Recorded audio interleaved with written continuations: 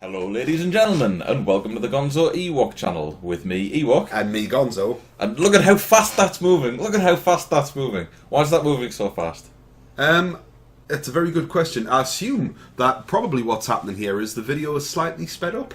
It's 4 times speed, because what happened is, people will probably noticed that they haven't heard from us in quite a while. Yeah, we've been quiet for probably about at least a month, probably more. We had lots of video content prepared. This is an hour and a half of it. Yeah, we did our work. And this is a mission that we did over 2 or 3 parts, where, well, you'll see what it is. But it's got no sound on it. It's got no sound on it. So yeah. Here we are doing post commentary, which we hate doing, because on a Saturday morning, no less. We always end up doing post commentary on a Saturday morning. It's funny that it's weird. Yeah. So yeah, I mean, this video was totally fucked, which is a shame because it's one of our most impressive missions so far. We're crowning an achievement, if you like, of what we've done so far. It is. Mm-hmm. Certainly in terms of this latest series. Can you remember it particularly well? Obviously, I remember it a bit because I put the video together. I mean, we recorded this at least a month ago, and I haven't revisited it since. My hard drive died, which wasn't ideal, so we lost the save game.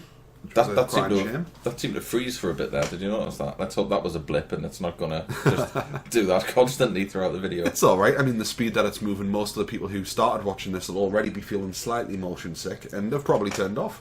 So this is the rocket that I built for the mission. It's a nice rocket, to be fair. You used a fairing. I did, yeah. I used a fairing. You love fairings. It's got lots of different stages. It was our first proper use of a fairing as well. You could see me just there checking the stages to make sure the thing isn't going to blow up when I launch it.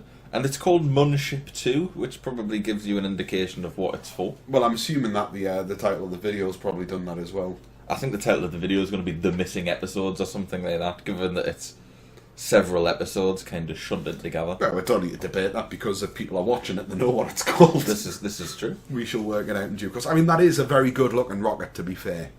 That is very nice. It looks almost like one of Rambo's arrows. You know, one of these explosive tip arrows from First Blood Part 2. Only with several more arrows strapped around the outside of it, which are also doubling up as rocket engines. It's nice. It is a pretty rocket. I like what I did with the fins at the end, which are actually in between the different engines rather than. It's a good look. It's just a shame that you can't hear the kind of the design discussion. Hopefully, we'll touch on that as we kind of get going. Well, so, we'll use this design again as we move forward. I should think so. Into the brave future. Will we have to change it or not? Who knows? Who knows? We probably will. So, I should also apologise in advance as well if I'm sounding a little bit croaky. One of the reasons we haven't been particularly recording recently is my daughter went into nursery, and that means that every bug that's floating around from every kid within about 20 miles, my daughter's now caught, and then she's bringing home and giving to me. My wife works as a teacher, so when she's going into school, all the other bugs that my daughter hasn't caught, my wife catches. And so basically we've just been ill for since I think November. We're recording this at the beginning of December. And yeah, most of November's just been an absolute haze. Your voice is starting to go again. Even during that sentence, your voice is starting to go. Yeah. So I'm still... a little cough. Oh, that's alright. You'll have it. You're sitting beside us. You'll have it by tomorrow. Anyway, you can't apologise in advance because it's already happened. Well... Yes, this is true. So you need to apologise in retrospect. Look at that! Hey! We've been chatting away about your illness and we've missed a month intercept. Do you know what's really nice here? Well, I suppose the thing is... Look at how well I'm doing that with the...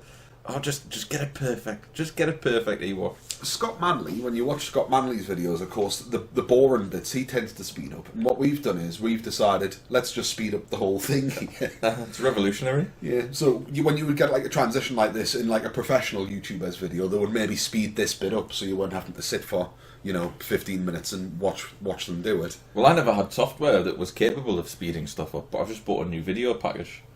So now I can speed things up, which was great. I was using Nero, like 2007 or something like that. Yeah. I didn't have the fast forward capability, but I've moved on to Coral Studio something 9. I don't know. It's pretty good. It's pretty good. Finding it very difficult. Coral Studio. I remember my mum's first computer, Windows 95 computer. Have we frozen again? Yep, we've frozen again. That came with Coral. Oh, what's going on here? It's probably because you're using the default video software. I'm not using it. I've got Windows Media Center on here. You want VLC, that's what you want. That's alright, it'll kick back in. It did before. It's not going to delay us too much. I mean, we've got to be like a decent... The mouse is being captured, you know. This is a screen cap. That's alright. Just move that mouse off to the side. It's fucking broken. No, your entire thing is broken. Ah. We'll be back. Right, this feels about where we were in a better media player that isn't going to freeze up. Is that right? I should think so, yep. Did I press record? Oh, we zoom into infinity. Yeah, we're recording. This is the worst fucking video we've ever done. This is an absolute shit show. It's not the worst one we've ever done. It's the worst one we've ever uploaded. I mean, the original one with no sound was probably worse than this one. Nobody ever saw that, though. Nobody had to be put up. I wouldn't watch this. I'd have turned off by now. I'd have downvoted my video, and I'd probably have sent a malicious copyright claim to YouTube. No, hang on, it is frozen. It's nothing to do with the film software. Oh, it must be the way that the video got chopped together for some reason. It's done it again. This is completely unwatchable. Oh god, this is terrible. Why has it done this? Well, I mean, we can't do anything with that. Jesus. Oh, let's just persist. We've already had a couple of blips, and we're like a third of the way through. Yeah. Might be fine. Viewers, we do love you, and we know that this isn't good enough, but unfortunately, it's all we've got right now. And we need to show you where we got up to. I mean, look, we're at the Mun. We're at the Mun with Tom's on, who was a new astronaut. Yes, we hired him for this episode because we didn't want to risk Valentina or Jeb. Good old Jeb. Yeah. We've got a mouse in the corner now. Surely this is in full screen mode. It is, isn't it? I think so, but I usually have it. Go. Oftentimes I have it set so my toolbar be locked. So it's a nice view. We're landed on the night side, the day side of the Mun, the bright side of the Mun, which is good. Went for the crater. Going for a crater landing, absolutely. But yeah, I mean, I was well impressed with this. It's a shame that your enthusiasm dulls after a month of forgetting what you did. But, we were quite excitable at this point, I remember. Well, this is the first time this series that we've attempted a Mun landing. We haven't even attempted one with a probe. We went straight in with a real-life Kerbinaut. I mean, we've done a couple of flybys, but nowhere near thinking about touching down. Yeah, we didn't think we had the tech for it, to be frankly honest. There goes the last stage, so we're on the landing stage now. That's all that's left. Tiny little engines for quite a tall ship. It's nice that we've got the tri-design. We used to use that a lot in the older series. I love the tri-design. You can see me flicking between the radar thing inside the cockpit so I can tell exactly how high up. Yeah. That's all. I wish... It's almost given us a fit, actually, just watching it flash back up in 4x speed. I wish there was something in stock that showed you your radar altitude without you having to go into the cockpit. I know there's mods that do it, but I do wish there was something even if there was just a toggle on, the little thing that you've got at the top, even if you could toggle that across between sort of sea level and radar altitude, that would be quite nice. It felt like it was coming down really fast there. I was thinking, oh shit, it's going to explode. But then I remember it's 4x speed. Up. Yeah. The problem with this ship design that we didn't encounter on this episode, but I have encountered in test, is that it's liable to tipping. Oh, there was a cut there because that was the end of the episode.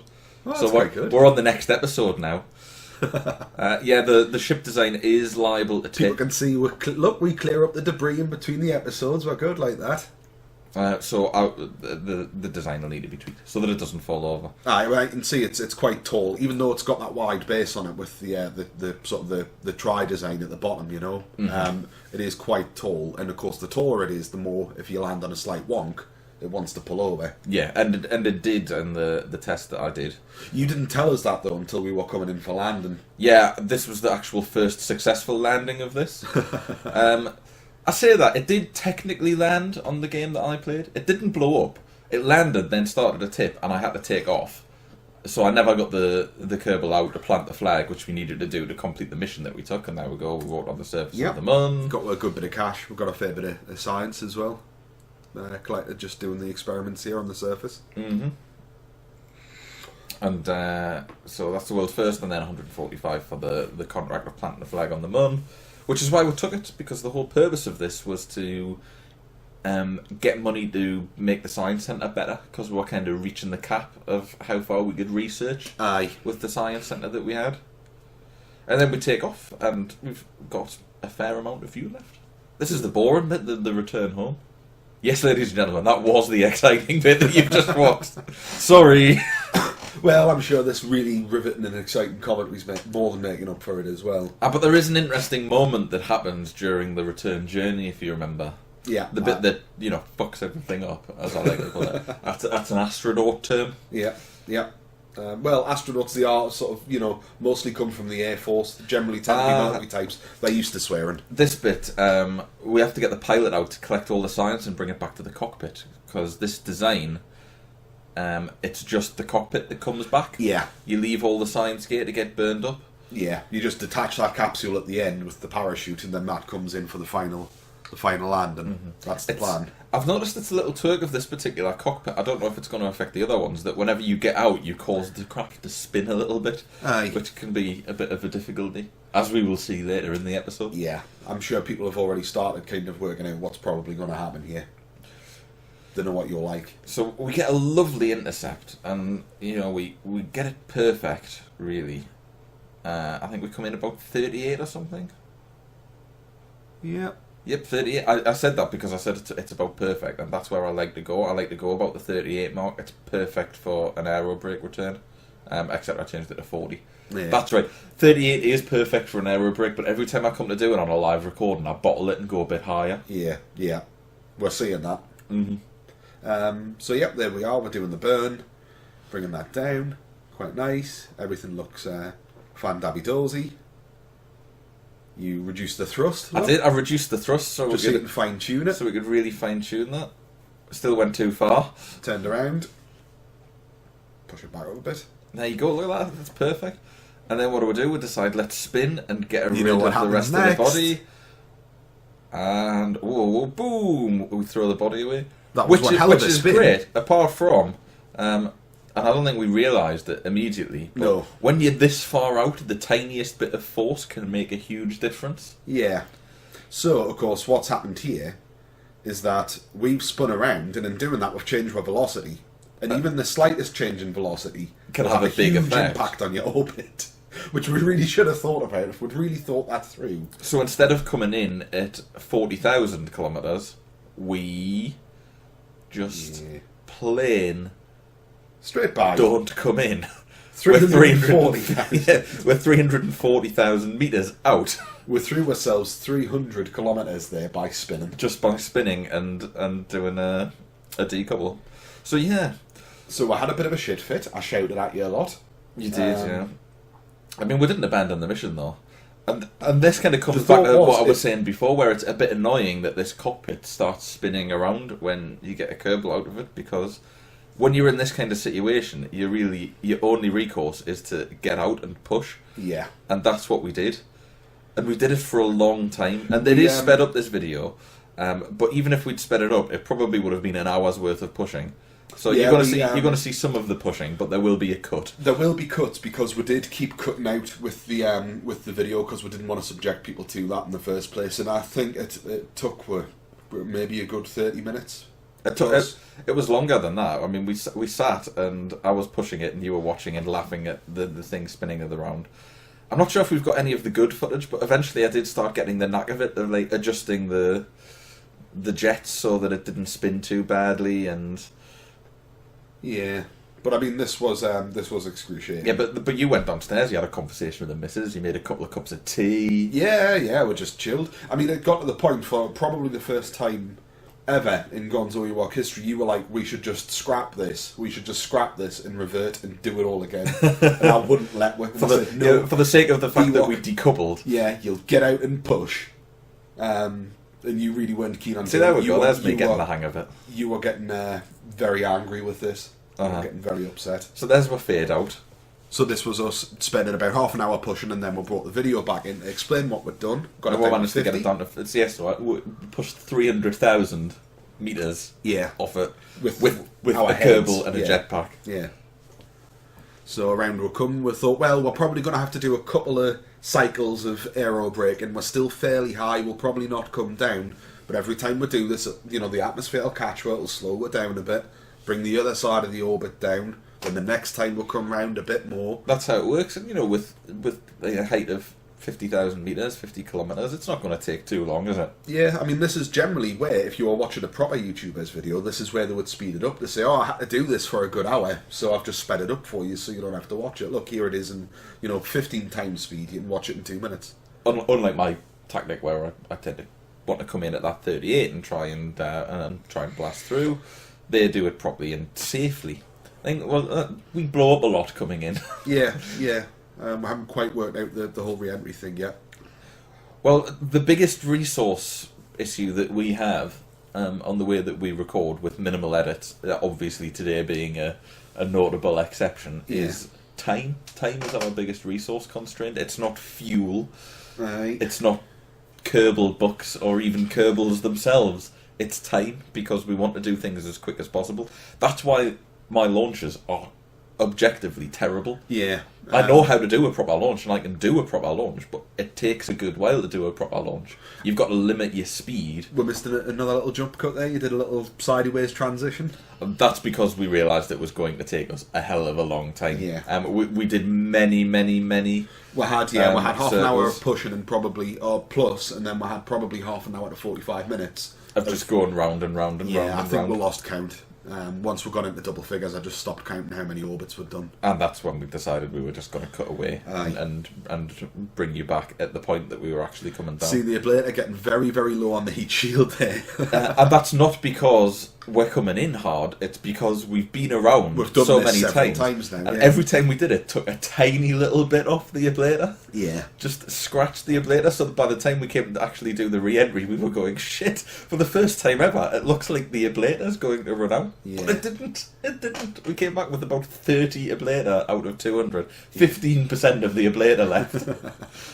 Like that's pretty sort of brown trousers time when the ablator goes down to 15%. Yeah, I've never seen it drop more than maybe like 15, 20 points. Even on like quite a hard aero brake, coming down for a descent. It is unfortunate that we came down at night.